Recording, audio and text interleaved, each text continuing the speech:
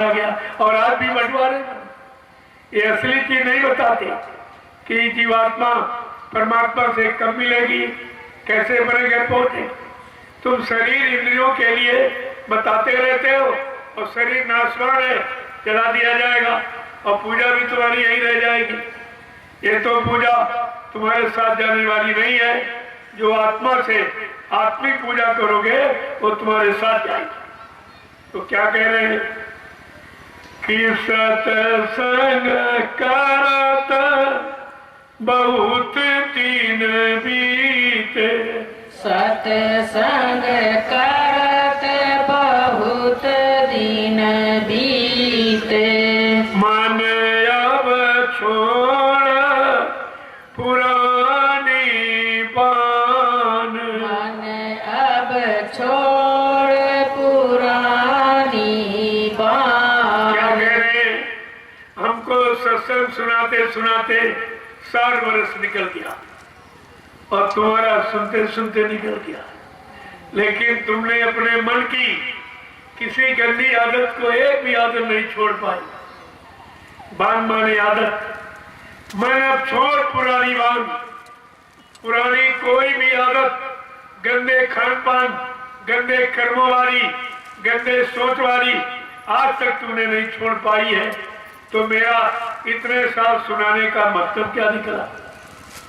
आगे क्या कह रहे हैं कि कब लग करो कुटिलता गुरु से, कब लग करो कुटिलता गुरु से, अब तो गुरु को लो पहचान, अब तो गुरु को लो पहचान। मन अब छोड़ पुरानी बान, मन अब छोड़ पुरानी जब संत आगे कह बान। रहे, अरे तुम समर्थ गुरु से कब तक कपट करते हो? जो सब जानता है, जो अंतर्यामी है, गढ़गढ़वासी है, जर्रे जर्रे रोम रोम में रहने वाला, तुम्हारे हर कर्म शुभ अशुभ गंदे कर्मों को देख रहा, तुम उससे कब तक कपट करोगे? जो सब कुछ जानता है। अब तू ऐसे समर्थ सदगुरु को पहचान ली। आगे क्या पूछ रहे हैं कि गुरु को तुम मानुष मत जानो, गुरु को तुम मानुष मत जानो, गुरु को तुम मानुष मत जानो, गुरु को तुम मानुष मत जानो। वे है सात पुरुष की जान, वे हैं सत पुरुष की जान। देखो क्या कह रहे हैं, तुम गुरु को मनुष्य मत मानो। उन्होंने मानव तन धारण किया, अपना संदेह भी किसी मानव पोल से ही दिलवाएंगे। कहते तुम उसको मनुष्य मत मानो, वो तो संदेश मनुष्य पोल से ही आता है। जैसे बिजली अगर आप लेना चाहो तो पावर हाउस झोला लेके जाओ, कह दो हमको 2 किलो बिजली दो, तो कोई दे देगा? कोई दे सकता है? क्योंकि उसको पाने का तरीका, पहले पोल गाड़ो खंबा, फिर तार बिछाओ, अपने घर ले जाओ। ठीक इसी तरह मनुष्य पोल से ही संदेश प्रसारित होता है। और जिस पर दया हो जाए, जिस पोल पर अपनी दया करते, दया भेजते, तुमको संदेश से मतलब, तुमको उनके वचनों से मतलब, उस पोल से मतलब नहीं है। पोल तो पोल ही है, उसमें कुछ नहीं। तो क्या कह रहे हैं कि गुरु को तुम मानुष मत जानो। तुम गुरु को अपना जैसा, या गुरु जिस पोल पर अपना संदेश देता है उस पोल को अपने जैसा हाथ पैर नाक कान मुंह वाला मत समझो। अगर तुम्हारे जैसा होता तुम्हारे जैसा काम करता, फिर वो गुरु का काम कर रहा, कहा था बच्चा, जब तुम मेरा काम करोगे तो मेरा वाला सम्मान पाओगी। तुमको मेरा कहेंगे कि जय गुरुदेव वाला है, ये जय गुरुदेव का है, इतनी बड़ी यानी उपमा आपको मिल जाएगी। लेकिन तुम काम तो करो ना, तुम काम करते हो और जिस पोल से काम हो रहा उस पोल की भी तुम नहीं समझ पाते हो। आगे क्या कह रहे हैं कि जैसे तैसे मन समझाओ, जैसे तैसे मन समझाओ, घर पर तीत धरो उन ध्यान, घर पर तीति धरो उन ध्यान, मन अब छोड़ पुरानी बान। मन अब छोड़ समझा के कह रहे पुरानी जैसे हो वैसे, जिस तरीके से तुम अपने मन को समझा पाओ, सत्संग सुनाकर, सेवा में लगाकर, सुमरन ध्यान भजन करा के, तीन ही आधार है, चौथा नहीं। सत्संग करो, सेवा करो और भजन करो। ये मन को समझाने के तीन तरीके। पहली बात तो तुम ना सत्संग वचनों को सुनते हो तो समझते नहीं हो। अरे तुम ये समझ को सुनो, ये मेरे लिए हो रहा, ये संदेश मुझको दिया जा रहा, मैं अपने लिए निजी आदेश मानूंगा। जब आज संदेश को अपने लिए निजी आदेश मान लूंगा तो मेरा उद्देश्य निकल आएगा। उद्देश्य ऐसे नहीं निकलता। जब आप संदेश सुनो, संदेश को अपने लिए निजी आदेश मानो तो तुम्हारा उद्देश्य निकल आएगा। उसी में उद्देश्य निकल। अरे भाई, तुम्हारे गांव में या तुम बाजार जाते हो सामान लेके, क्या दुकानदार की जात पूछते हो? क्या पढ़ाई लिखाई पूछते हो? क्या घर मकान पूछते हो? अरे सामान लिया अपने घर आ गए। तुम्हें सामान से मतलब ये दुनियादारी से। तभी कहा गया जाति न पूछो साधु की, पूछ लीजिए ज्ञान और मोल करो तलवार का, पड़ी रहे दो म्यान। तुमको ये चमड़े का खोल म्यान है, इसमें जीवात्मक तलवार रूपी धार लिए बैठी है। अगर वो जाग जाए काल को पछाड़ देगी, काल को निकाल देगी और पार निकल जाएगी। लेकिन बात समझ में आएगी तब। आगे क्या कह रहे हैं? कैसे हो वैसे अपने शैतान मन को समझाने की कोशिश। तुम पड़ोसी को समझाते, यहाँ बादराम आई, ये सब तुम्हारा किस लिए? अरे पहले अपने मन को समझा लो। अपने मन को समझा लोगे तो सबके पास यही मन है, तुम सबको समझा दोगे। महात्मा सबको क्यों समझा देते? महात्माओं की बात सबकी समझ में क्यों आती? क्योंकि उन्होंने अपने मन को समझा लिया और इसलिए तुम्हारे मन को भी समझा देते। जब तक वो अपने पर लागू नहीं होगा आप किसी का भला कर ही नहीं सकते। महात्मा गांधी के पास एक सेठ आया अपने बच्चों को, अकेला उसका बच्चा था। वो तमाम डॉक्टर वैद हकीमों के पास गया और किसी ने मर्ज की दवा नहीं दी। तो मर्ज क्या थी कि वो बच्चा गुड़ बहुत खाता था। अब इसकी दवा किसी डॉक्टर के पास नहीं। तो उसने गांधी महात्मा का नाम सुना कि चलो भाई महात्मा है, डॉक्टरों ने तो कर नहीं पाया, चलो महात्मा के पास चले। तो महात्मा समझ को ले आए, कहा कि हमारा बेटा गुड़ बहुत खाता है, कृपया आप दवा दे दीजिए। गांधी महात्मा सोचने लगे गुड़ तो मैं भी खाता हूँ, तो हमारी बात का इस पर असर नहीं पड़ेगा। उन्होंने कहा ठीक, 2 महीने बाद। कहा चलो 2 महीने बाद आ जाओ। तो 2 महीने उन्होंने गुड़ छोड़ने का अभ्यास कर दिया कि गुड़ छोड़ूंगा तो उसकी परेशानी भी पता चलेगी, अच्छाई बुराई सब मालूम हो जाएगी। जब अच्छाई बुराई से हम अलग हो जाएंगे, जानकार हो जाएंगे, तो हम सबको समझा सकते। तो फिर जब आया महात्मा पाल लेकर के थे, तो महात्मा जी गांधी ने उसके सिर पे ऐसे हाथ घुमाया, कहा देखो बच्चा गुड़ खाना ठीक नहीं, गुड़ मत खाओ। तो सेठ बोला अरे यही बताना था तो उसी दिन बता देते, तुमने 2 महीने क्यों लिए? कहा 2 महीने इसलिए कहा जब तुम बच्चे को लेके आए थे तो गुड़ खाने वाला अवगुण हमारे में था। जब मेरे में खुद अवगुण है तो मेरी बात का तुम्हारे पर असर, बच्चे पर असर नहीं पड़ता। इसलिए मैंने जब उसको छोड़ लिया और उसके गुण दोष को समझ लिया तो हमारा असर पड़ जाएगा और ये ठीक हो जाएगा। कहने का मतलब ये गुरु ने जो संदेश दिया है वो हमारे लिए आदेश है।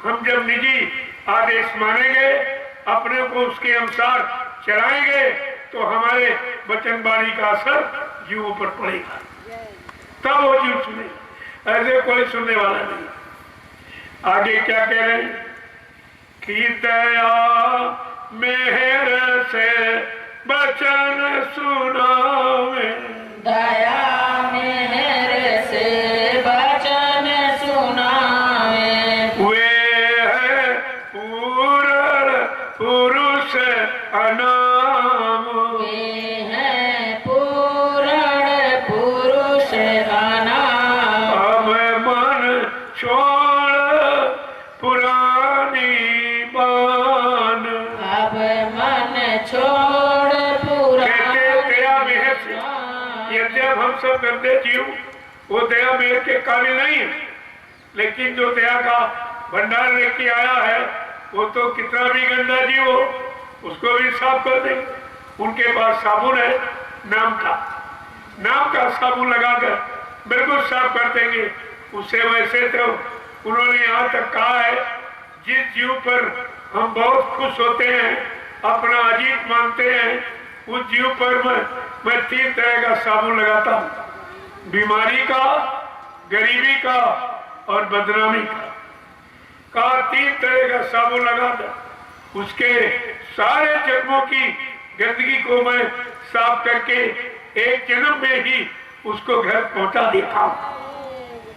अगर एक ही साबुन लगा दिया तुम गुरु छोड़ के भाग जाओगे, जब कोई साबुन नहीं लगाएगा तब तो सब छोड़ के भागी गई, कोई नहीं टिका।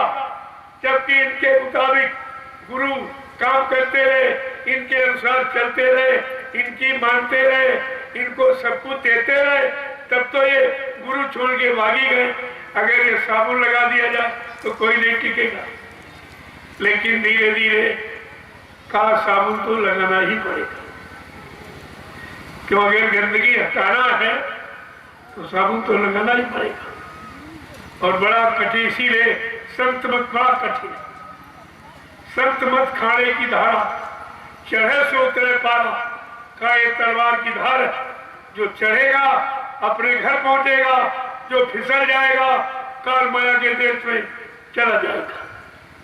इसलिए इस रास्ते पर चलना बड़ा कठिन है, बहुत संभल कर पग रखो, एक एक कदम बहुत संभाल कर रखो, क्योंकि मंजिल बड़ी कठिन, सुनने में सरल और करने में बहुत कठिन, क्योंकि ये रूखी फीकी मंजिल है। यहाँ गाना बजाना होने लगे इतनी भीड़ हो जाती है, यहाँ जगह नहीं मिलती।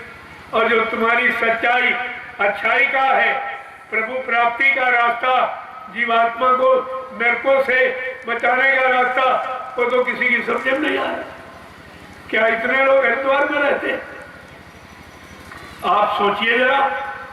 और ये सस्ता सौदा कोई लेने वाला नहीं, जो चर्चा झूठी, जिसको उन्होंने देखा नहीं, केवल किताबों में पढ़ लिया और तुम्हें सुनाते हैं, उसका कितना खर्चा आपसे लेते, न उनको मिला न तुम्हें मिला सकते। जब उन्होंने खुद ही नहीं पाया, न राम को, न कृष्ण को, न हनुमान को, न शंकर को, न देवी देवताओं को, जब खुद देखा नहीं और मिले पाए नहीं, तो तुम्हें कहां से दिखा देगा? केवल उनकी चर्चा सुनाता, उस चर्चा का कितना लंबा खर्चा। और यहाँ साक्षात परमात्मा की प्राप्ति का विषय है कि जीवात्मा को जगाओ, परमात्मा से मिलाओ, और 1 पैसा नहीं आता, 1 पैसा का कोई खर्च। लेकिन दुनिया ऐसी बावरी, कोई ग्राहक न पुतिया, कोई लेने वाला नहीं, सस्ते सौदे, गली गली चिल्लाया जा रहा, बुलाया जा रहा, लेकिन कोई लेने वाला। अब वो कलयुग की कहावत है, गली गली गोरख फिरे, मदिरा बैठ बिका, दही बेचने वाला, दूध बेचने वाला बेचारा गली गली शोर मचाता है, और शराब एक जगह बैठ के बिक रही, खरीदने वाले खुद पहुंच जाते हैं, कोई मोल भाव नहीं करते, जो मांगते वो देते ले लेते, लेकिन दही और दूध ये गली गली बिक रहा। देखो कैसा कलयुग आया, जो चीज तुम्हारे लाभ की है, तुम्हारे शरीर को स्वस्थ निरोग रखने वाली, वो तो गली गली बुला बुला के बेची जा रही, कोई लेने वाला नहीं। और जो शराब यानी तुम्हारे मन बुद्धि चित्त को खराब करने वाली, तन मन धन परिवार सबको खराब करती, और वो एक जगह बैठ के ले जाने वाले खुदे पहुंच जाते, बेचने वाला न कोई आवाज लगाता और न कहीं जाता, चुपचाप अपनी गति पर बैठा और वहीं से लोग खरीदते। कैसा कलयुग आया देखिए आप, कलयुग का सामान कितनी कदर से, कितनी इज्जत से लोग खरीद रहे हैं, और सतियों का सामान कोई लेने को तैयार नहीं। ऐसा ये समय कलयुग का आ गया। तो मतलब यानी महापुरुष सीधे कह रहे हैं कि धरी ते मानुष की गुरु ने, मानुष की गुरु ने, धरी ते मानुष की गुरु ने, धरी दे मानुष की गुरु ने, ज्यों त्यों तेरा करे कल्याण, ज्यों त्यों तेरा करे कल्याण। देखिए जो बिजली पावर हाउस में है, वही तुम्हारे घर में बल्ब में है, क्योंकि उसका कनेक्शन पावर हाउस से। ठीक इसी तरह जिसका कनेक्शन मालिक से है, वो पावर तुम्हारे पास पहुंचा सकता है। और जिसने अपना संबंध खुद ही नहीं जोड़ा, खुद ही शंका में है, संदेह भूल भ्रम में है, स्वार्थ लोभ लालच मान सम्मान में है, वो तुम्हें कैसे प्रकाश दे देगा। यही बात तो समझने की कि कौन सा पोल उस धारा से जुड़ा हुआ, किस पोल पर वो पावर हाउस की धार आती है, उस पोल की पहचान होनी चाहिए। कहते धरी दे मानुष की गुरु ने, वो पावर हाउस ने मानोपोल धारण किया, मानोपोल को वरीयता श्रेष्ठता प्रदान की कि मानोपोल पर आए हैं और अपना संदेश मानोपोल से ही प्रसारित करेंगे, ये पहचान उनकी। और तुम्हें ये पहचान नहीं है तो कहते हैं धरी ते मानुष की गुरु ने, जो तेरा करे कल्याण, जैसे होगा वैसे तुम्हारा कल्याण करा के माने गए। उन्होंने मानोपोल पर अपनी धार छोड़ी है, अपनी धार मानोपोल पर छोड़ी। आगे क्या कह रहे हैं कि सेवा करे पूजा करे उनकी, सेवा कर पूजा कर उनकी, और इन्हीं को गुरु नानक मान, इन्हीं को गुरु नानक मान। कितना खोल दिया है कि उनकी सेवा माने बचनों को सेव, बचनों का प्रतिपालन करो, आदेश हुकुम को बजाओ, तो उनकी दया पाने के अधिकारी बन जाओगे। ये है दया लेने के आधार। जब आधार मजबूत होगा वो दया तुम्हारे पास आ जाएगी, फिर किसी के पास तुमको दया लेने की जरूरत नहीं पड़ेगी। कहते हैं कि उन्हीं को गुरु नानक मान। गुरु नानक का शब्द क्यों प्रयोग किया? गुरु नानक के लिए कहा था नानक नाम जहाज है बिसरे घड़ी न एक। जो नाम जहाज लेके आए वो सच्चा गुरु है। वही गुरु अपने नाम जहाज पर बैठाड़ कर जीवात्माओं को ले जाएगा। बाकी सुनाने वाले, समझाने वाले, सिखाने वाले बहुत आए, लेकिन ले जाने वाला वो समझ से आएगा। उदाहरण के लिए जैसे एक ट्रेन आती और स्टेशनों पर जगह जगह मुसाफिर खड़े हो जाते, उनको मालूम है कि वो हमको ले जाएगी, हर स्टेशन के पैसेंजर कह रहे हैं हमको ले जाएगी, हमको ले जाएगी। कितना बड़ा विश्वास। और ट्रेन एक ही है और ड्राइवर एक ही और गार्ड एक ही है, अलग अलग नहीं है, ये एक ही है। तो तुमको अपने सफर से मतलब है, क्या ड्राइवर से पूछने जाते हो कि तुम गाड़ी चलाना जानते हो कि नहीं जानते? गार्ड से पूछने जाते हो तुम्हारी सुरक्षा करोगी कि नहीं करोगी?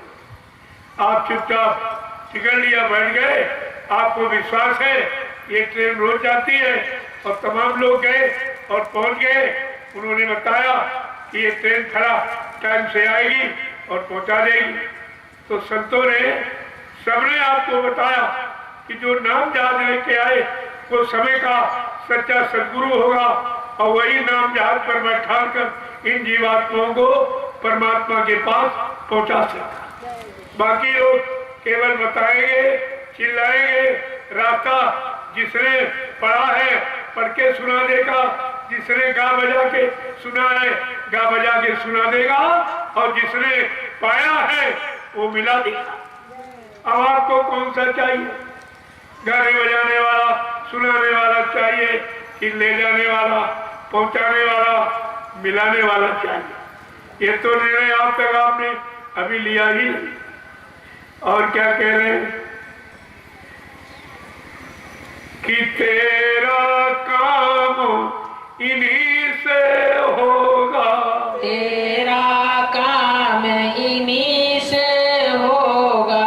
मत भटके तू तजे अभिमान, मत भटके तू तज अभिमान।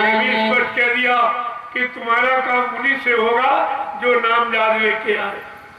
और बाबा जी ने आपको परिचय भी दिया कि मैं जय गुरुदेव नाम का इतना बड़े नाम जहां लेके आया हूं, अगर सारा विश्व मेरे जय गुरुदेव नाम जहाज पर सवार हो जाए फिर भी मेरे जहाज का एक कोना ही भरेगा। तो क्या जहाज खाली चला गया? क्या खाली लौटाल के ले गए? सब प्रमाण सामने है। क्या जहाज खाली चला गया? अभी कोई जीवात्मा सवार हुई नहीं, कोई पहुंची नहीं, किसी ने विश्वास नहीं किया, किसी ने माना नहीं, नहीं नहीं ये नाम जहाज मेरे लिए आया है, मेरी जीवात्मा के उद्धार कल्याण के लिए आया, अभी यही विश्वास नहीं हुआ। सवार होना तो बड़ा मुश्किल है। तभी कहा था कि नाव लगा इस शब्द की गुरु ने चढ़ बैठे कोई सूरवीर बैठेगा, स्वार्थी रोवी लालची ये नाम जहाज पर सवार नहीं होगी। कितना साफ वर्णन आपके लिए महापुरुष ने किया और आपने उन्हीं को पहचान ही नहीं पाया। आगे क्या कह रहे हैं कि तेरा काम उन्हीं से होगा, मत भटके तू तज अभिमान, ये अटक भटक खत्म कर दे। तुम्हारा काम वक्ते मुर्शिद जो समय के सदगुरु नाम जहाज लेके आए हैं, तुम्हारी जीवात्मा का कल्याण उन्हीं से होगा और किसी से कोई नहीं कर सकता। आगे क्या कह रहे कि चूके मती अवसर अब आया, चूके मत अवसर अब आया, चूके मती अवसर अब आया, चूके मत अवसर अब आया। इनसे बढ़कर कोई ना मिलान, इनसे बढ़कर कोई न मिलान। करे चूक मत जाना, अगर आपकी चूक है फिर 84 में चले जाओगे। बिल्कुल ये बॉर्डर की योनि है मनुष्य, और बॉर्डर की योनि में हम आप खड़े हैं। अगर चूक है नीचे 84 में चले जाओगे, और चेत गए तो 84 से हमेशा के लिए निकल जाओगे, फिर आपको कभी यहाँ आना ही नहीं। इसीलिए महापुरुषों ने पहले से बता दिया कि जो जो भजन भक्ति से चूके उनके मुख, देखिए कितना साफ दिया, उनके मुख जब पल पल थूके, ये यमराजा उनके मुंह में थूकता है कि धन्य धिक्कार है तुझे मानव शरीर पाने का। मानव शरीर प्रभु परमात्मा की प्राप्ति के लिए मिला था और तूने ये कोई काम नहीं किया, तो उसके मुंह में थूकते हैं। क्या कहा? जो जो भजन भक्ति से चूके तिनके मुख जम पल पल थूके, ऐसी कुगति होएगी सबकी जो नहीं धारे हो सतगुरु अपकी, और सतगुरु बिना कोई नहीं बाँचे। नाम बिना 84 नाची, नाम रहे संतो अधीना, संत बिना कोई नहीं चीना। नाम की पहचान किसी को नहीं, न गाने बजाने वाले को, न पढ़कर सुनाने वाले को। जिसने नाम की महिमा जारी है और नाम डोर शब्द डोर पकड़कर जिसने चढ़ाई की है और मंदिरों में गया, वो आपको एक एक बात बताएगा। आगे क्या कह रहे कि जो अब की तू चूका गुरु से, जो अब की तू चूका गुरु से, जो अब की तू चूका गुरु से, जो अब की तू चूका गुरु से, मत भटके तू तज अभिमान, मत भटके तू तज अभिमान, मन अब छोड़ पुरानी बान, मन अब छोड़ पुरानी बात। मन को कैसे समझाती, हमें आपको भी अपने मन को इसी तरह समझाना चाहिए। ये समझौती सबके लिए, किसी एक के लिए नहीं कही जा रही, क्योंकि सबके पास मन है और सबका मन इस तरह से शैतानी भी कर रहा है। इसकी शैतानी रोकने के लिए ये सलाह सबको दी जा रही कि अब की मत चूक जाना। क्यों? फिर ऐसे गुरु मिले न कबहू, फिर ऐसे गुरु मिले न कबहू, फिर ऐसे गुरु मिले न कबहू, फिर ऐसे गुरु मिले न कबहू। मान मान तू अब भी मान, मान मान तू अब भी मान। फिर ऐसा समृद्ध सदगुरु ये बार बार नहीं आए, ये एक बार आते हैं पूरी दुनिया के, एक देश प्रदेश के लिए नहीं। ये प्रदेशी नहीं होते हैं, ये सर्वदेशी और सर्वदर्शी और सर्वहितैषी और दूरदर्शी और त्रिकालदर्शी, यानी इतने उपाधियों से इनको विभूषित किया गया। ये सबके लिए आते हैं और सबकी जीवात्माओं के कल्याण उद्धार के लिए आते हैं। ये किसी एक जाति, किसी एक मजहब और किसी एक देश के लिए नहीं आते, ये सारी सृष्टि के लिए आते। कहते हैं कि फिर ऐसे गुरु मिले कबहू, मान मान तू अभिमान। कितने युग निकल गए, ऐसे समृद्ध सदगुरु नहीं मिले जो तुम्हारी जीवात्मा के कल्याण के लिए आए हो और कल्याण करके जाएंगे, ऐसा किसी ने वादा भी नहीं किया। यही तो बात समझने की। कबीर साहब से लेकर हजारों संत आए हैं, लेकिन किसी ने ये वादा नहीं किया जो बाबा जय गुरुदेव जी महाराज ने, कि जिनको मैंने नाम दान दिया, नाम से जिनको जोड़ा, नाम आधार जपन को पकड़ाया है, जब तक इनकी जीवात्मा को घर नहीं पहुंचा लूंगा, मैं इस मानव शरीर को छोड़ के जाने वाला नहीं हूं। ये किसी ने नहीं कहा। ये पहला वादा है जीवात्माओं के लिए, प्रथम महापुरुष का। तो कहते, तब ये कहते फिर ऐसे गुरु मिले नहीं कबहू, फिर ऐसा समृद्ध सदगुरु धरती पर कभी नहीं आएगा। और आपने बुला दिया, चूंकि अपना काम नहीं बना पाए, तो फिर ऐसा गुरु धरती पर कभी नहीं आएगा। आगे क्या कह रहे हैं कि जल्दी करो कपट को छोड़ो, करो कपट को छोड़ो, जल्दी करो कपट को छोड़ो, जल्दी करो कपट को छोड़ो, श्रद्धा भाव बढ़ाओ आन। श्रद्धा भाव बढ़ाओ आन। कहते हैं जल्दी करो कपट को छोड़ो। ये जो कपट तुम्हारे बीच में खड़ा है, जो गुरु शिष्य का संबंध नहीं होने दे रहा, संधि नहीं होने दे रहा, विच्छेद कर रहा है, तो इस कपट को हटाओ। ये कपट कतरनी है, ये सच्चाई को काट देगी, अच्छाई को काट देगी। कहते हैं जल्दी करो, समय कम, किसी का 50, किसी का 60-70 चला गया, अब कितना जीवन बचा? 100 बरस कलयुग में मिले, वो भी जब अच्छा खान पान, अच्छी संग सोबत, अच्छे कर्म करोगे तो।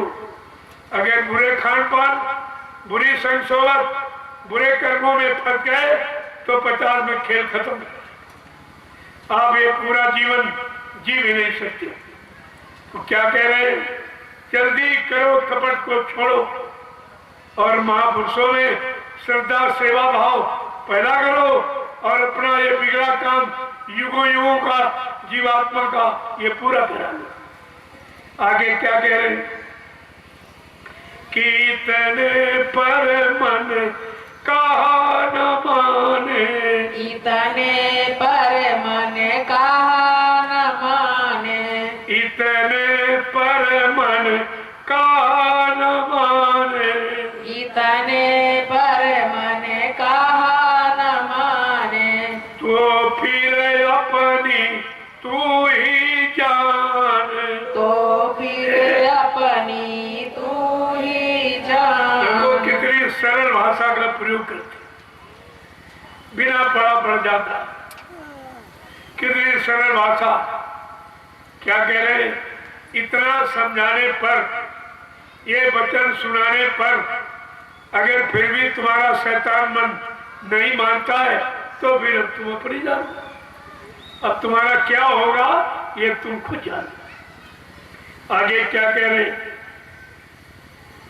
कि सिर पर तेरे हुकुम काल का, सिर पर तेरे हुकुम काल का, सिर पर तेरे हुकुम काल का, सिर पर तेरे हुकुम काल का, ताते मन तेरो नहीं मान, ताते मन तेरो नहीं कहते मान। तुम्हारा मन अगर सत्संग वचन सुनने पर, सेवा करने पर और नाम की कमाई यानी भजन करने पर भी ये मन नहीं मानता है तो जानो तुम्हारे मन पर काल का पूरा पैरा है। अभी तुम काल के अधीन, तुम दयाल की शरण में नहीं आए हो, दयाल की शरण को स्वीकार नहीं किया, उनके हमदर्दी भरे वचनों को आपने नहीं माना। ये सब आपने कहा। अगर इतने समझाने बुझाने पर भी तुम्हारा मन नहीं मानता है तो तुम्हारे पर काल का पूरा पहरा। वो लोग अपना आदेश फरमाएंगे अपने स्वार्थ लोभ लालच के लिए, गुरु को न मानेंगे, न गुरु के वचनों को मानेंगे, न गुरु पर विश्वास करेंगे। कहा वो काल के जीव हैं, इन काल के जीवों से बहुत होशियार रहना। आगे क्या कह रहे हैं? कि लगा रहेगा संग गुरु के, लगा रहेगा संग गुरु के, लगा रहेगा संग गुरु के, लगा रहेगा संग गुरु के, सहज सहज तेरो मन मान, सहज सहज तेरो मन मान। अब मन छोड़ पुरानी बान,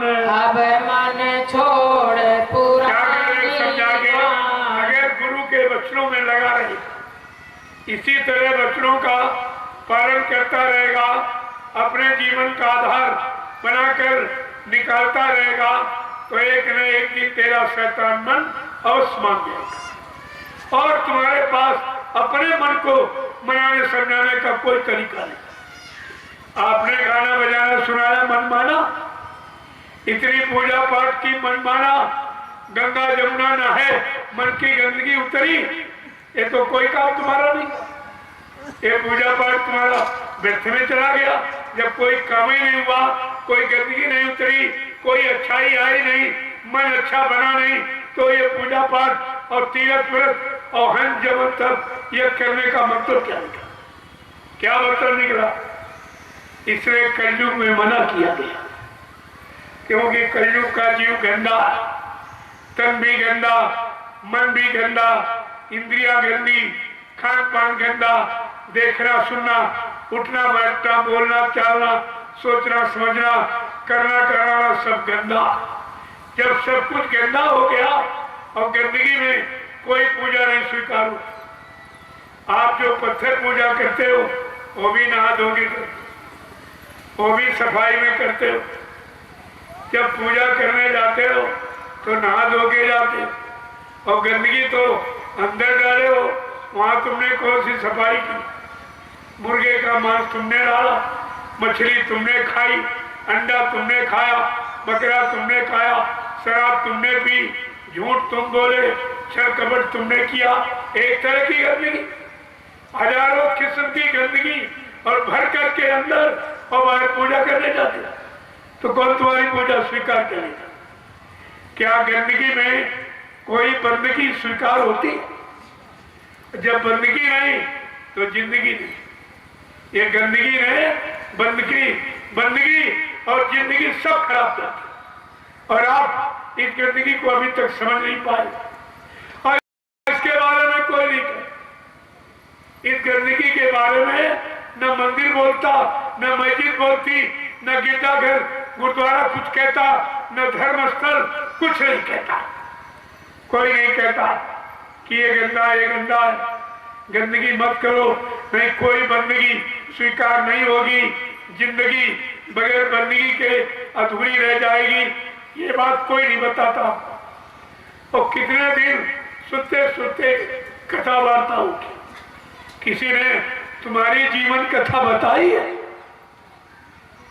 राम की सुनाई, कृष्ण की सुनाई, इनकी सुनाई, उनकी सुनाई, लेकिन आपने सुनकर कभी ये नहीं कहा अरे जरा हमारी जीवन कथा सुना दीजिए, हम जीवन में क्या करें जो हमारा जीवन स्वच्छ पाक साफ निर्मल बन जाए, हम सब प्रभु के हो जाए, प्रभु हमारा हो जाए। ये आपने कभी पूछा? नहीं पूछा। न तुमने पूछा न उन्होंने बताया। अब तुमने पैसा भी दिया तो किस बात का खर्चा? अरे फीस दे के पढ़ा जाता, जब हम फीस देते हैं तो पढ़ते हैं। और तुमने यहाँ फीस जो चढ़ावा के रूप में इनको दिया, तुमने कुछ पढ़ा अपने लिए? वो दूसरे की कहानी सुनाता रहा, जो कहानी हमारे समय की नहीं, जिनको हमने देखा नहीं, उनकी कहानी सुनने से हमारे कौन सा लाभ हो जाएगा? जब उसका लाभ नहीं हुआ जो सुनाने आता, अगर उसका लाभ हो जाता तो तुम्हें नहीं सुनाता, चुपचाप सुन के सारा लाभ लेके बैठ जाता। वो सुनाने इसीलिए आया है कि उसको कुछ मिला नहीं, और जब तुमको सुनाएगा तो वो कथा से नहीं तुमसे मिल रहा, वो तुमसे ले रहा, इसलिए तुमको सुना रहा। अगर कथा से मिलना होता तो किताब तो उसके घर में रखी, वही सब कुछ किताब से ले लेता। तुम्हारे घर सुनाने क्यों आता? तुम इतनी छोटी बात नहीं समझ पाए हो और इसी दंत कथाओं में सारा जीवन निकाल दिया और तुम्हारे जीवन जीने का सच्चा रास्ता तुमको नहीं मिला, वो आपको कहीं नहीं मिला। आगे क्या कह रहे कि सतगुरु स्वामी कहे समझाई, सतगुरु स्वामी कहे समझाई, राधा स्वामी कहे समझाई, राधा स्वामी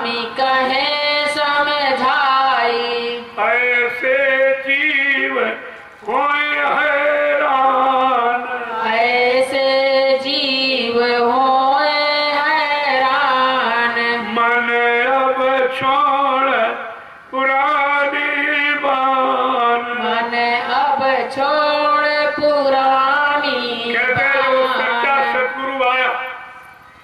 सच्चा कौन है? जो सत्य और सचखंड जीवात्मा को पहुंचा दे, उसे सच्चा बोलते। झूठा गुरु कौन?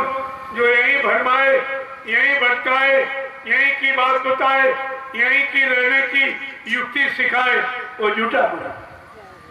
अब तुम झूठा गुरु सच्चा गुरु नहीं जानते, क्योंकि तुम्हारी पहचान दाढ़ी बाल की, लाल पीले कपड़े की और अंतर की पहचान है नहीं कि अंतर से ये सच्चा है कि झूठा।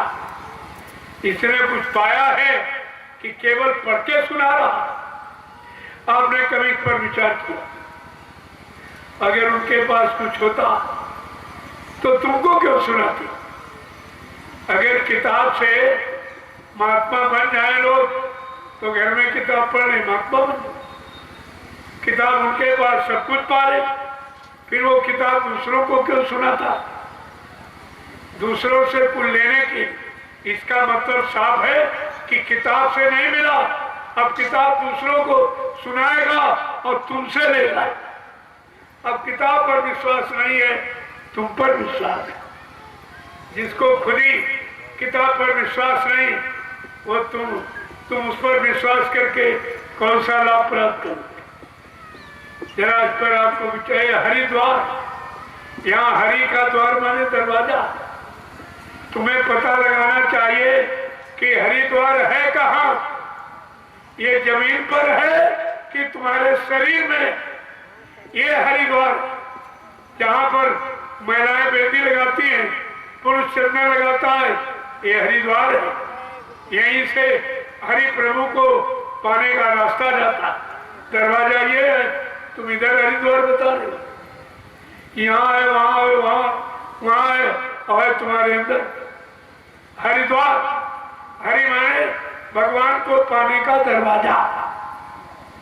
तुमने आज तक किसी से पूछा है कि हरिद्वार कहाँ? अगर यहाँ होता तो सबको हरि मिल जाता। आज तक किसी को नहीं मिला।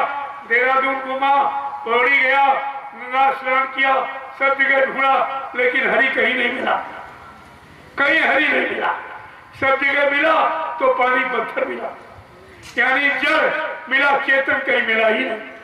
तो तुमने आज तक हरिद्वार नहीं ढूंढा। तुम हरिद्वार कभी गए नहीं, हरिद्वार तुमको मिला नहीं। अगर हरि पाने का दरवाजा मिल जाता तो सिर्फ बाकी क्या, उसको सब कुछ मिल जाता। इसलिए संत महापुरुषों ने आकर के यहाँ पर दरवाजा आपको बताया। यही बैठकर उन्होंने दरवाजा दिखाया, दरवाजा बताया, और जिनको मिल गया और जो पहुंच गए उन्होंने चिल्लाया, हरिद्वार हरिद्वार है, हमको यही मिला था, यही मिला। अरे यही नहीं मिला, यहाँ जो संत महापुरुष आए उनसे मिला। जमीन से नहीं मिला था, स्थान से नहीं मिला था, वो तो संत महापुरुषों से मिला था। ये बात सब भूल गए। जिनसे मिला उनको भूल गए और स्थानों की पूजा होने लगी, स्थानों पर जाने लगे। यहाँ कितने लोग रहते हैं और कितने समय से रह रहे, किसी को हरि मिला तो कहा हरिद्वार। अरे हरि पाने का द्वार माने दरवाजा है, उसकी तलाश करो, उसको पूछो कि हरि पाने का दरवाजा कहाँ। तो जिसने पाया होता वो मिल जाते, आपको बता देते, आपको मिल जाता ये हरि पाने का दरवाजा। और इसी पर गोस्वामी महाराज ने क्या कहा, नाम दीप धरि देह देह देहरे द्वार। गोस्वामी भीतर बाहरे जो चाह सुधिया। जैसे मकान की देहरी के बीच में चिराग रखो, अंदर भी उजाला बाहर भी उजाला, ठीक उसी प्रकार ये मनुष्य शरीर की देहरी है। और यहाँ पर ये जहाँ मेहंदी लगाती महिलाएं, पुरुष चंदन लगाता, ये दरवाजा। कहा जिसने दीप मणि देह देहरी द्वार, जिसने वो नाम का चिराग और देह की देहरी के मध्य में रखना सीख लिया, उसने प्रकाश को प्राप्त कर लिया, वही प्राप्त कर पाता। तो यहां तो कोई नहीं पूछने आया, ये हरिद्वार लिख दिया गया और तुमने मान लिया। लेकिन हरिद्वार किसको मिला, हरि पाने का दरवाजा किसको मिला? जब तक वो नहीं मिलेगा तब तक हरि की प्राप्ति नहीं करा सकता। ऐसे चिल्लाने, बताने, लिखने पढ़ने से हरि नहीं मिलता, वो तो दरवाजे बन मिलेगा। और तुम्हें दरवाजा मालूम है, गोस्वामी महाराज ने रामचरितमानस इसीलिए लिखी, और खासकर उत्तरकांड लिखा। उत्तरकांड का मतलब तुम्हारे सारे प्रश्नों का उत्तर, जीवन में जितने प्रश्न हो सकते हैं सारे प्रश्नों का उत्तर है और सारी समस्याओं का समाधान है। लेकिन उत्तरकांड कोई नहीं पढ़ा, कोई सुंदरकांड पढ़ता। हमने लोगों से पूछा, भाई सुंदरकांड क्यों पढ़ते हो? कई लोगों ने बताया, हमने कहा क्यों बताया? जब तुम्हारे कर्मकांड सुंदर अच्छे नहीं होंगे, ये कागज वाला सुंदरकांड क्या करेगा? क्या इसके पढ़ने से तुम्हारे कर्मकांड सुंदर हो गए? कितने लोगों के हो गए? रोज सुंदरकांड बातें रख देते, कभी नहीं विचार करते कि हमारे कर्मकांड तो सुंदर अच्छे अभी है नहीं, तो ये कागज वाला सुंदरकांड पढ़ने से हमें लाभ क्या मिलेगा? वो तो आपको बता रहा है कि पहले पढ़े कर्मकांड सुंदर अच्छे करो, तो तुम्हारा ये कर्मकांड सुंदर हो जाएगा, तुम्हारा जीवन सुंदर हो जाएगा, अच्छा हो जाएगा।